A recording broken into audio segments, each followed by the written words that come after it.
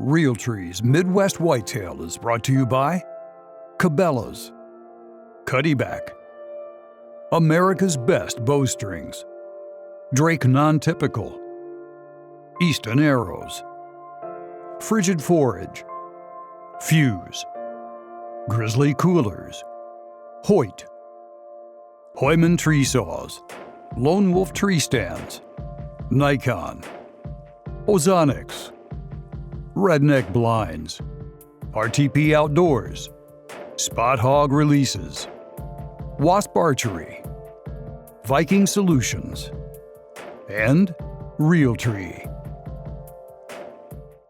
Well, this is the third time out this season. I went, last time actually got a doe. I was not prepared for, well, what happened. We got 5 minutes into the hunt and I had my doe down. So cold front coming through. It's about 60 degrees right now and it's supposed to be getting colder, so pretty excited about it, ready to go. We made it up into the redneck. Oh man, I tell you what, this is the first time up here this year, but this plot screen is unreal. We had it last year, but it's 12 foot tall. I mean, there's no way a deer's gonna see you coming in. And then the clover is just green as can be. I don't remember this field ever looking this good as far as the food plot's concerned, so pretty excited about it.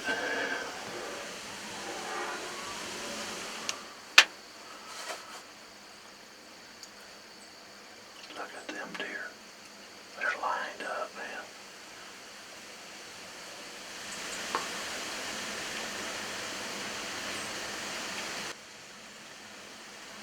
There's back down.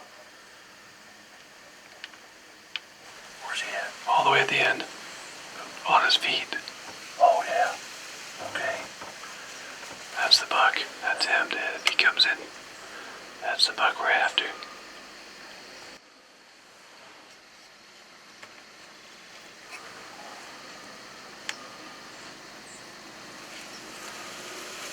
We do want to shoot, but yeah, I'd shoot him.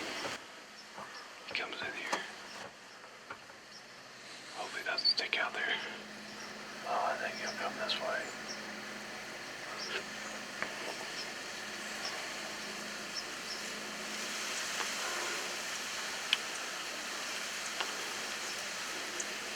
Man, got some tall G2s.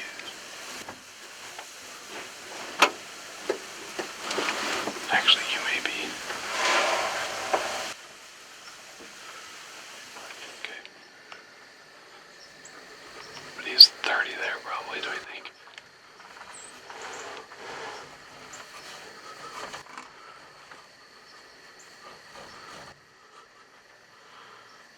Easy, just, you got this. Just calm, calm, calm.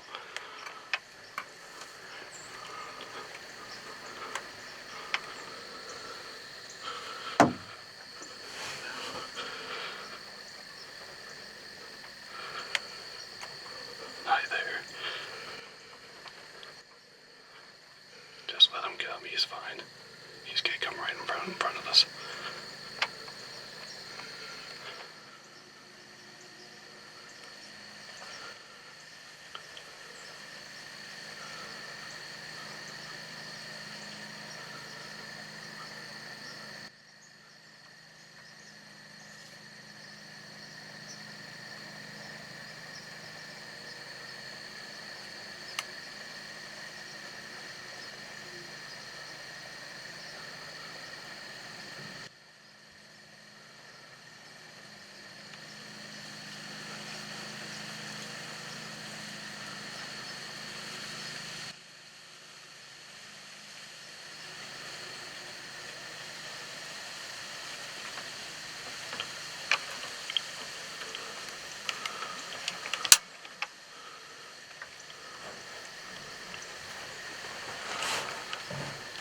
You shoot him there. Aim back if you're gonna shoot. He's quartering away.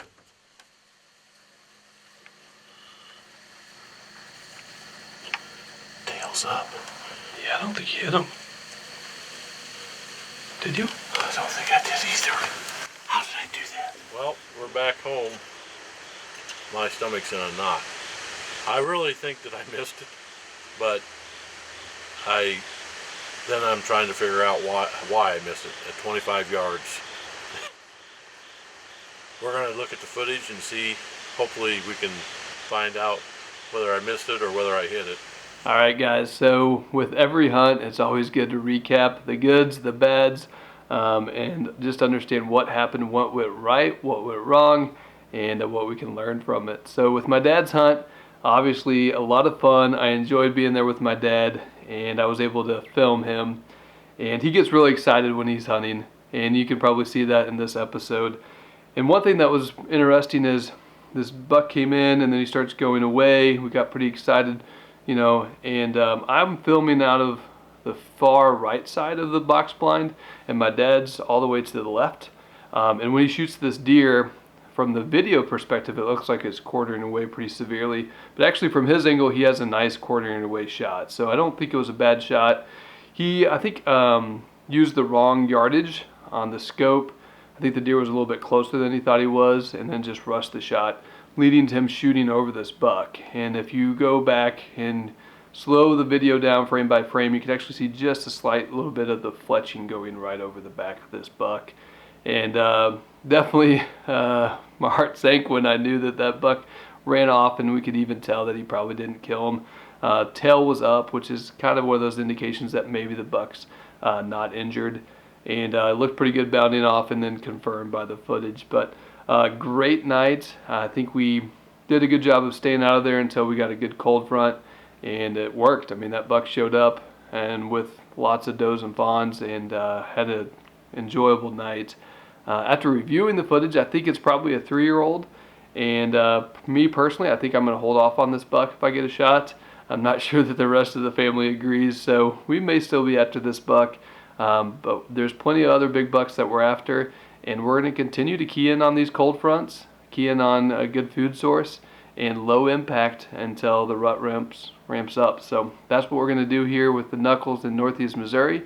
Thanks for watching, and we'll be back out after them, so continue watching every week to see if we can catch up one of these big bucks. Well, hey everybody, welcome to Midwest Whitetail. Today is October the 14th. It's been cold the last 3 days, pretty cool yet tonight. Going out to a spot, we've got a little bit of a little green plot, autumn quick plot type, little food plot to attract the deer. This little social area. We're kind of in a hurry. We've already seen a couple deer out feeding tonight, so hoping for the best. It's really calm conditions, but deer are already moving. So what do I know, right? Let's go kill a deer. What do you think? So it is October the 14th, and the last time I hunted for deer was the 15th of September. So this is literally my second sit of the entire deer season here in Missouri. I was really fortunate to kill a Pope and Young moose up in Alberta.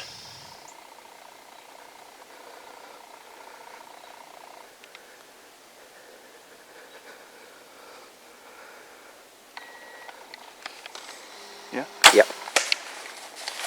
You got him? He's down. Yes! Had a great adventure up there, and I wouldn't trade that for anything.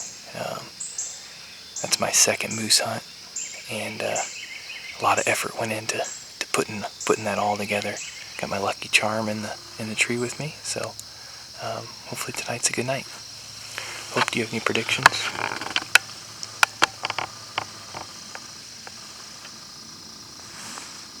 No? Okay. I think she meant to say we're going to shoot a big buck tonight. Right, Hope? Big buck night, right?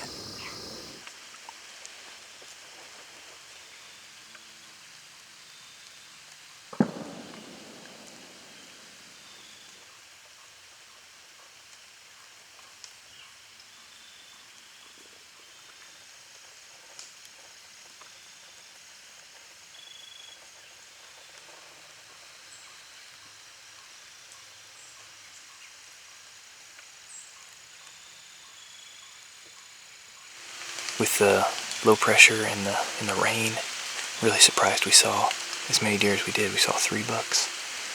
All of them were coming to work scrapes. So pretty happy with tonight's hunt. Got to go hunting with my daughter, and I don't know, pretty cool hunt. So it's starting to get dark with all this clouds and rain. I don't want to lose a camera. Pretty expensive to replace. So tune back in next week for another episode of Midwest Whitetail, and hopefully somebody in the Great Plains will shoot another big buck. It's October the 11th, a little bit after 4 o'clock here. Mitch and I have just got settled into the redneck blind. On the way in, there were 5 deer in the field, a doe and some fawns is what it looked like. And we had a pretty steady wind, so hopefully they didn't snort and disturb the area too much. But Mitch and I have both brought our bow. We know several good deer in the area. We both went in on this farm together, prepared, paid for, and done all the work to make this a good spot this time of the year. Our Cuddyback trail cameras have been pretty slow so far, but we are aware of a couple good deer in the area, some that we have on camera, some that the neighbors have on camera, and I'm still after that particular buck that I had the encounters with last year that I call Rain Check. He's still a no-show, but we're going off the information that we've had last year. We have sheds off of him, and we know that he uses this area. I think it's the south side of his core area. I've talked to many neighbors. None of them have seemed to know about him except for one, and that's to the north. And there's a lot of timber that way, so he could be hiding out. And I have a lot of food in here right now. So with any luck at all, we get a look at one of these 4-year-old plus deer, and it should be a good evening.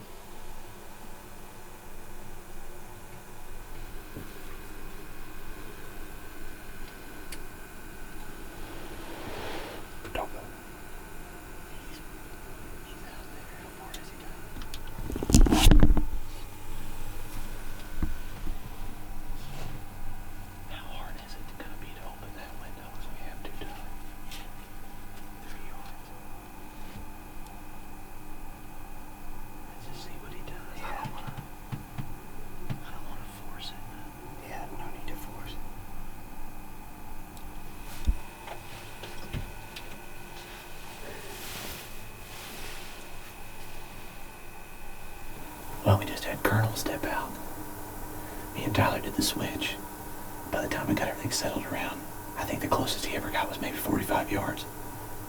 I gotta be real quiet because he's not very far out there. He's probably 60 right now, but he was quartering away at like 48 or 49.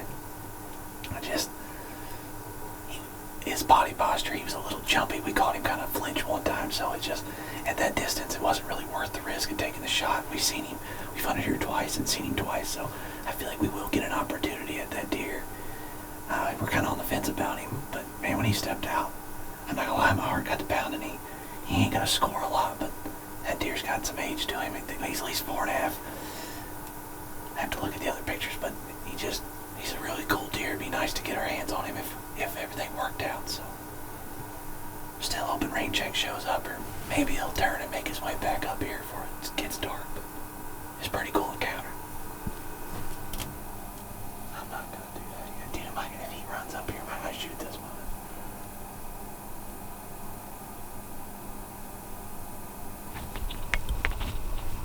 You're down here 6, 7.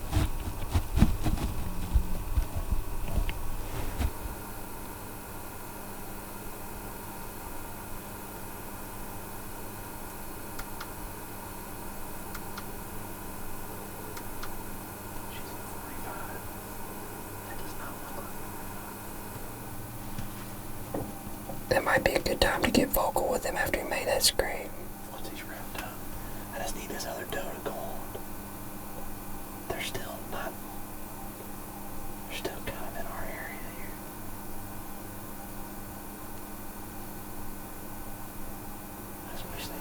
Well, that's pretty much going to wrap it up for tonight. Me and Tyler did the switch as soon as Kernel stepped out. Got real close, just decided not to go for it yet, with 2 encounters of him in here, so we're going to kind of wait for a little bit better of an opportunity at him. Welcome to Midwest Whitetail. It's October 12th. It's about 4:30 right now, and I'm just getting settled in to an observation sit. This is a stand that Matt and I have used over the last few years to just kind of observe a big 80-acre CRP field. They cut this field a little late, so the grass isn't quite as tall as what it normally is, but I've been hunting the last 2 nights, and I've sat on the edge of a couple bean fields and just haven't seen anything. Actually, I've got shut out the last 2 nights, so I thought I'd switch it up a little bit. There's some native grasses in here, a little bit of clover, and I thought I'd just give this a shot. It's really an outside chance that we get a shot here, specifically out of this stand. We did kill a buck a few years ago. We called Lynch out of this spot, but if we're kind of in here looking for a couple bucks, one buck we named Goliath, and we've only got just a few random trail cam pics of him this year. We got a picture of him on July the 2nd, and that's the only pictures we've got of him. So over the last few years, though, this has been his home range. And then we've got another buck that's just a real big, massive 8-pointer that we've had a lot of pictures of over the last few years. So if anything, hopefully we can learn a little bit tonight.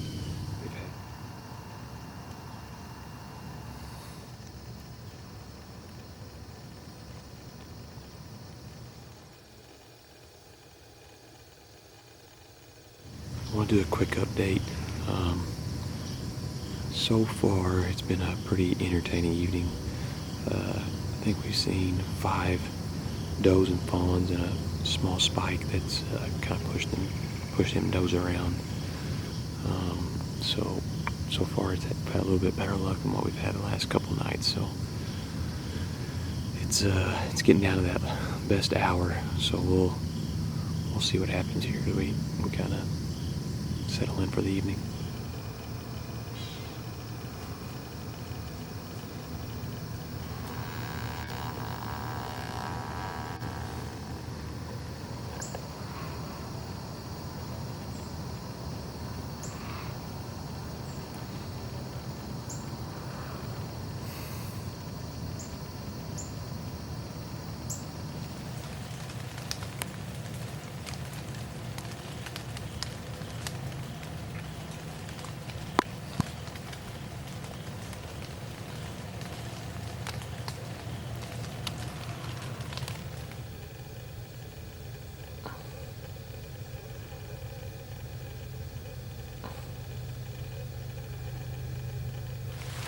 Looks like I'm going to have to cut this hunt a little bit short. It's starting to rain pretty good, and I don't want to get my camera wet. So overall, still a pretty good sit.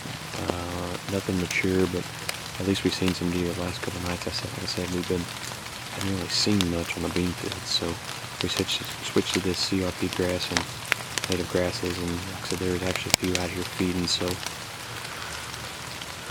looks like it should be a good weekend. The cooler temps looks like they're going to hang around for a while, so we're going to be out in the field again tomorrow, and then likely on Sunday as well. So hopefully something good will show up, and maybe we can get some decent footage.